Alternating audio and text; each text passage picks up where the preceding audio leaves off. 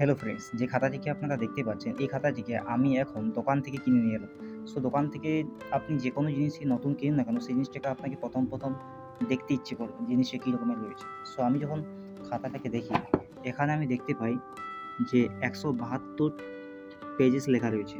So তখন আমি গোনার ট্রাই করলাম যে অ্যাকচুয়ালি কতগুলো তাহলে পেজ রয়েছে এটাতে। সো যদি আমরা কাউন্ট করি, মানে ১৭২টা যে হিসাবে পেজ রয়েছে সেটা আমি বলছি। এই যে পেজটাকে আপনি দেখতে পাচ্ছেন, সবার প্রথমে উপরের যে কাভারটা, এই কাভারটার এই সাইডটা, এই উপর সাইড ভার্সেস নিচ সাইড, এটা হচ্ছে দুটো। আর এই কাভারটার পিছন দিকেরও দুটো, এটা হচ্ছে ৪টা। সেই হিসাবে দেখাচ্ছি, একটু ধৈর্য ধরে দেখুন। এবং এই যে মাঝ বরাবর যে পিন দেখতেই পাচ্ছেন, সো পিন দেখতে পাচ্ছেন। সো প্রত্যেকটা পেজেরই কিন্তু এরকম এটার ৪টা সাইড হচ্ছে, দুটো সাইড এবং এটারও উপর সাইড এবং নিচ সাইড, টোটাল ৪টা সাইড।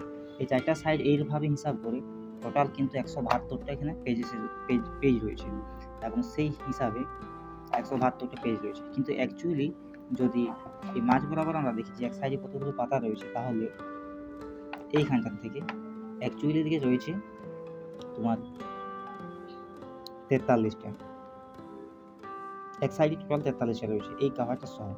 বাট এই কাভারটা এবং এই ফার্স্টটাকে যদি বাদ দিই, তাহলে কিন্তু এদিকে পরে রইল ৪১টা।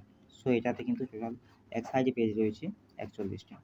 সো এই বিষয়টা কার কার জানা ছিল অবশ্যই কিন্তু কমেন্ট করে জানাবেন। দেখা হচ্ছে নেক্সট ভিডিওতে।